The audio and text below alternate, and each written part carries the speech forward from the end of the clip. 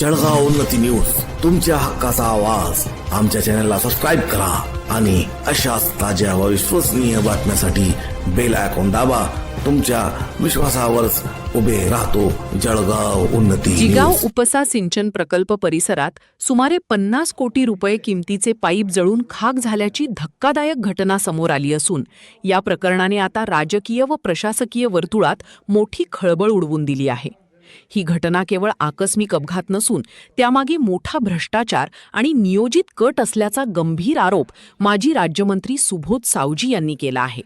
या संपूर्ण प्रकरणाची गुंतागुंत पाहता याची निष्पक्ष आणि सखोल चौकशी CID मार्फत करण्याची मागणी त्यांनी आता लावून धरली आहे.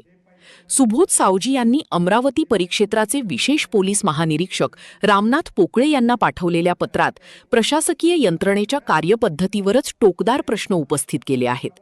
जनतेच्या करातून जमा झालेला कोट्यवधी रुपयांचा निधी अशा प्रकारे खाक होणे ही केवळ आर्थिक हानी नसून शासकीय मालमत्तेच्या सुरक्षेबाबतचा मोठा बेजबाबदारपणा असल्याचे त्यांनी म्हटले आहे.